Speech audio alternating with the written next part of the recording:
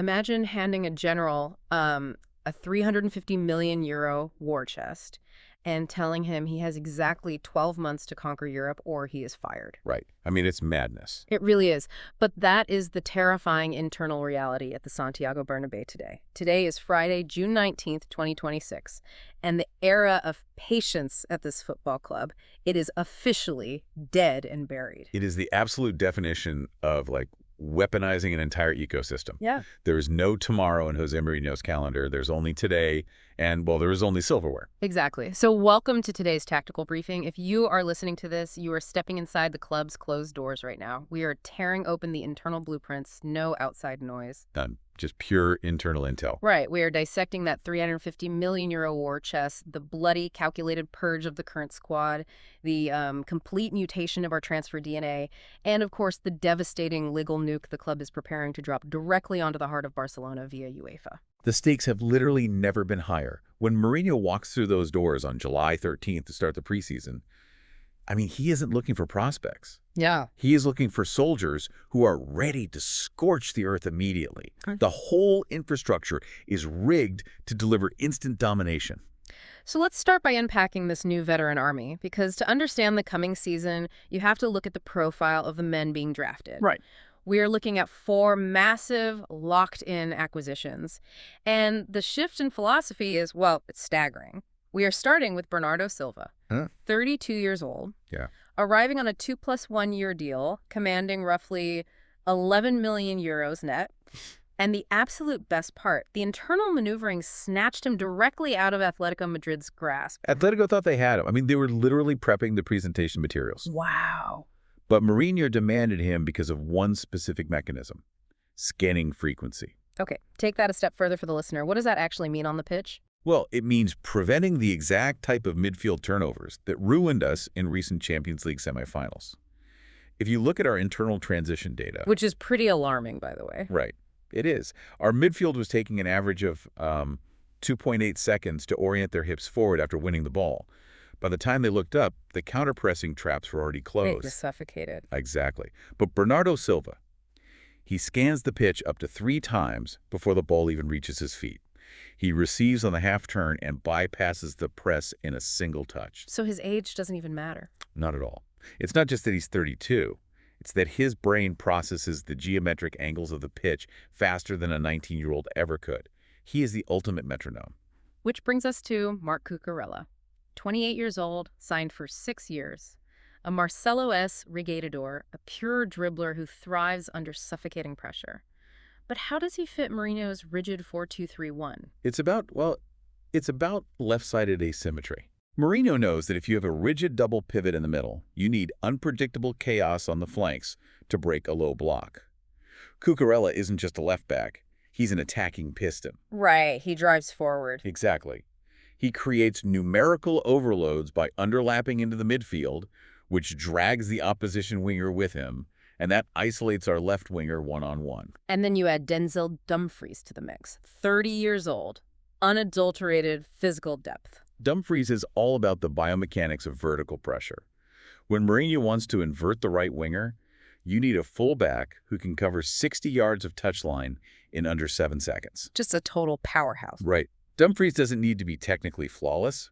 His pure physical mass and stride length force opposition fullbacks to retreat into their own penalty area. He pins them back. And finally, we have Ibrahima Konate. He's the youngest of this group at 27. And Konate is the structural keystone.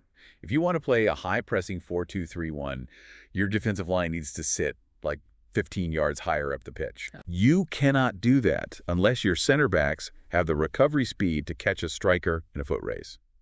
Konate's specific stride length and top-end sprint speed mean Mourinho can compress the middle third of the pitch without fearing the ball over the top. Okay, wait.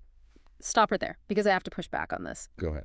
We spent years, literally years, building this incredible youth dynasty. We bought teenagers. We brought in Jude Bellingham. We brought in all these young phenoms, telling the world we were building a project for the next decade. Yeah, but... Are we seriously abandoning the entire youth experiment just to give Mourinho a quick fix? I mean, it feels like tactical whiplash. Wait, so we're trading a 10-year dynasty for a 12-month mercenary rental? You're looking at this with too much romance. Let me break down the cold reality of the Bernabeu right now. Okay, let's hear it. Mourinho has a maximum of 1 year to deliver. 1. You do not rebuild a dominant European dynasty with kids who might, get stage fright in a Champions League semifinal against a hostile crowd. I mean, they are young. Exactly. You do it with battle-hardened veterans who have already bled in the pressure cookers at Manchester City, Chelsea, and Inter Milan. So, experience over potential, period. Period. When you are down a goal in the 85th minute, you don't need a player thinking about his potential 5 years from now. No. You need a killer who has executed the tactical instruction 1,000 times. Mourinho wants a team that will not crack. But you can't bring in an army of veterans without clearing out the barracks. And to fund this ultimate project, this €350 million war chest, the club has to make ruthless sacrifices. Oh, absolutely. Purging the youth causes the financial space we need. And the internal intel we have on this tactical purge is bloody. Aurélien Tchouaméni is on the chopping block. He is squarely in the crosshairs, and he knows it. He has a 1.5 years left on his contract. The internal ultimatum from the club is brutal. Renew on our terms right now, or you are sold this summer for €80 million. Yeah. But wait, selling an €80 million absolute beast in the midfield just because his contract is ticking down, isn't that tactical suicide? It is the exact opposite of suicide. It's financial and tactical self-preservation. How so? Let's look at the math first. If Tchouaméni doesn't renew now, his market value halves by January. We lose an €80 million asset for a fraction of his worth. Okay, financially I get it, but tactically? Tactically, it makes even more sense. I mentioned transition data earlier. Tchouaméni takes that extra half second to release the ball. In a double pivot under Mourinho, that hesitation is fatal. Right, because Mourinho wants rapid verticality. Exactly. Mourinho demands a midfielder who dictates the tempo with absolute authority. If Tchouaméni hesitates even for a second on his commitment to this club, we cash out immediately. That $80 million is pure oxygen for the rest of the project. Wow. And he's not the only one being shown the door. Look at Álvaro Carreras. Yeah. Xabi Alonso previously backed him to the hilt, called him a future star, but the club has essentially given up on him. Chelsea has just slapped a €50 million offer on the table. With CUCURELLA arriving, Carreras is out. And if you're wondering why we're letting a talent like Carreras walk when someone like Xabi Alonso praised him, you have to look past the praise and look at the internal tracking data. What does the data say? Our analytics department shows that Carreras' defensive transition speed drops by a staggering 14% after the 70th minute of a match. 14%? That's massive. It's unacceptable for this setup. Mourinho's system relies on fullbacks maintaining a 100% intensity for 90 minutes. You cannot hide a 14% drop-off in a Champions League knockout game. $50 million from Chelsea. You take the money and you run. It's ruthless. Then there's Nico Paz. He had an incredible season in Serie A, named one of the best players in the league. He was brilliant. But he's staying at Como to play Champions League football. The internal read is harsh. If he doesn't want to come back and fight tooth and nail for a spot in Mourinho's brutal meritocracy, he doesn't have the Real Madrid DNA. It's natural selection. Mourinho's dressing room is not a daycare. Right. If Paz wants guaranteed minutes, he can stay in Italy. Real Madrid is about fighting for your life every single week. If you need promises to put on the white shirt, you don't belong in it. And the purge just keeps rolling. Gonzalo Garcia and Dani Ceballos are out. They simply do not fit the physical parameters Mourinho is setting. Not even close. And don't even get me started on Ferland Mendy. It's a complete mess. The club internally insists his deal ends in 2027. Mendy and his representation are claiming it's 2028 based on some convoluted appearance clauses. And here's why that legal friction matters tactically. Yeah. Mourinho requires absolute clarity on the left side. If Mendy is playing, he acts as a defensive stopper, essentially creating a back three in possession. If Cucurella plays, it's an attacking piston. Very different profiles. Exactly. Mourinho cannot build a tactical framework around a player who is distracted by a contract dispute over whether his appearances counted toward UEFA coefficients or not. It's a distraction. So cut ties. Liquidate the asset. Every single euro being scraped together from Carreras, from a potential Tchouaméni sale, from clearing Ceballos' wages. It all has a very specific, very aggressive destination.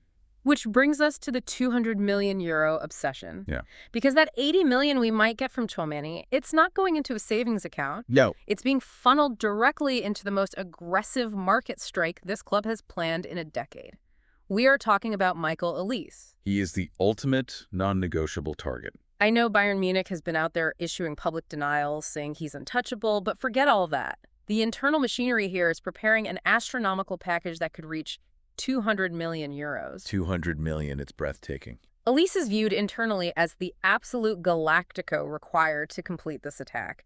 And we've all seen the terrifying synergy he has with Kylian Mbappé recently in international play. They operate on the exact same frequency. It's lethal. But let's contrast this with Enzo Fernandez for a second. Enzo is trapped in that absolute circus at Chelsea. He is practically begging to come to Madrid. Literally big. He's valued at over 100 million. But the club is completely bypassing him. Why? Because they view Elise as a superior franchise-altering talent. Right. And quietly, on the defensive end, they're monitoring Nico Schlotterbeck because of a highly attractive 50 million euro release clause. Let's touch on Schlotterbeck really quick. Schlotterbeck makes perfect sense. A left-footed center back changes the entire angle of your build-up play. When you're being pressed, a right-footed player on the left side has to open their body, costing half a second. Which, as we discussed, is deadly under Mourinho. Exactly. Yeah. Schlotterbeck punches the ball straight through the lines instantly. But let's get back to Elise, because that is where the true tactical mutation is happening. Here is where I have to use a metaphor, because I look at this front line and I see a disaster waiting to happen. Really? A disaster. It's not just putting 3 kings on a throne. It's like trying to run 3 high-voltage appliances on a single circuit breaker. You already have Mbappé. You already have Vinicius. Right. If you drop a 200 million euro winger like Elise into that mix, how does Mourinho prevent the tactical grid from tripping? It's too much gravity in one front line. That's a great analogy. But you have to understand the specific biomechanics and positioning of Michael Elise and how he physically alters the opposition's defensive shape. Okay, break that down for me. Elise hugs the touchline. He pins the opposition's left back as wide as legally possible. By doing that, he forces the left center back to step out to cover the gap. Which stretches the defense. Right. When that center back steps out, it creates a 5-yard geometric void in the half space. Oh, the exact space Mbappé wants to exploit? Precisely. Elise isn't crowding the circuit breaker, he's expanding the electrical grid. He does the dirty work of stretching the low block to its breaking point so Mbappé and Vini can penetrate the center. I see. And you also have to factor in his psychology. Elise operates with a completely unique, almost unbothered personality. He doesn't care about the brand deals. He's not making noise on social media demanding the spotlight. He just plays. He is pure, unadulterated output. He doesn't need to be the main character, which is exactly why he is the perfect skeleton key to unlock defenses alongside 2 massive egos. That makes total sense. Enzo Fernandez is a great player, yes, but he operates in areas we already control. Elise changes the geometry of the final third. That's why the club is willing to drop 200 million euros on him. Wow. Okay, so we're building this absolute super team. We're assembling a roster designed to physically and geometrically break our opponents. Break them in half. But absolute dominance isn't just about what we do on the pitch. It's about making sure the institutions of football finally act. And this is where the strategy session gets genuinely explosive. This is the legal nuke we've been prepared. Exactly. If you're wondering how we secure a decade of dominance in a single summer, listen to this. We have the internal confirmation. This is massive. Real Madrid has formally submitted a devastating, meticulously detailed dossier to UEFA, demanding the immediate reopening of disciplinary proceedings against Barcelona for the Negreira era, covering 2001 to 2018. We aren't waiting for the Spanish legal system anymore. It's too compromised, too slow. We are bypassing the slow, bureaucratic Spanish courts entirely. We are pushing for maximum sporting sanctions based on European precedents. And here is the kicker, the mechanism that makes this so dangerous. Go on. UEFA does not need a criminal conviction in a court of law to ban a club from European competition. Exactly. UEFA has the autonomous power to protect the integrity of their own competitions, regardless of what a local judge says. And the dossier cites brutal, undeniable precedents. Juventus in 2006, relegated to Serie B titles stripped over the Calciopoli scandal. Right. Marseille in 1993, stripped of their domestic titles, banned from Europe for systemic match fixing. Fenerbahce and Besiktas, banned from Europe for fixing matches. The precedent is set in stone. The legal pathway is already paved. And internally, Barcelona is panicking. I mean, they are pathetically begging La Liga and the RFEF for help. The very institutions that are technically supposed to be prosecuting them. Exactly. But if UEFA drops the hammer and bans Barcelona from Europe for even 1 or 2 years, let's look at the financial math. Their internal financials show a negative €153 million net worth. Which is catastrophic. Missing just the group stage distribution and the TV pool from the Champions League causes an immediate breach of their debt covenants. And if they breach those covenants, the creditors can call the debt. Immediately. A European ban triggers complete financial collapse. Bankruptcy, it's game over. Total ruin. But I have to ask you, and I am vibrating with aggressive energy on this one. Right. We have suffered through almost 2 decades of statistical impossibilities against them, decades of a tilted pitch. Yeah, we have. Are we really, truly going to trust UEFA of all organizations to actually drop the hammer here? Or is this dossier just high-level political theater? It's not theater. It is a perfectly engineered legal trap. How so? You have to understand the power shift that has occurred in the boardroom. Madrid currently holds the absolute leverage in European football. UEFA is terrified. Terrified of what? The Super League. Exactly. They're terrified of the looming Super League threat, and they are desperate to appease Florentino Perez to keep the current Champions League format alive. So they need us far more than we need them. 100%. This dossier puts UEFA in an impossible position. Madrid has handed them the evidence, the financial tracking, and the legal precedents on a silver platter. Right there in black and white. If UEFA ignores it, if they refuse to act against Barcelona when presented with this level of internal documentation, they lose every single shred of remaining institutional credibility they possess. They will be exposed globally as complicit in the corruption. Exactly. They have to act to save themselves. Hmm. And the collateral damage of UEFA saving itself will be the complete financial destruction of Barcelona. It's breathtaking. The sheer velocity of this new era is hard to comprehend. It's moving at warp speed. Let's just summarize what we are looking at in the club's internal blueprints today. Mourinho's battle-hardened soldiers, Silva's scanning, Cucurella's asymmetry, Dumfries' vertical pressure, and Konaté's recovery speed. They are arriving to provide instant, ruthless impact. Right. And the dead weight, the hesitant players like Tchouaméni, the assets whose transition data drops off like Carrera's, they are being aggressively liquidated for cash. Because that purge is funding the empire. A €200 million Galactico in Michael Elise is locked in the crosshairs to manipulate the geometric space and complete the most terrifying front line in world football. It's unstoppable. And simultaneously, a legal nuke has been launched towards Switzerland designed to trigger the debt covenants, engineer the European exile, and cause the subsequent financial collapse of our biggest rival. It is total war. On the pitch, in the transfer market, and in the courts of Europe. Which brings me to a final chilling thought for you to mull over. We are building an empire designed to win absolutely everything at all costs in the next 12 months. Yep. We are pulling every lever, burning every bridge, and assembling a mercenary army specifically to scorch the earth for one single season. But when you mortgage the future, when you abandon the youth dynasty, when you weaponize the entire institution for instant gratification, what happens to the soul of the club on day 366? Think about that until next time.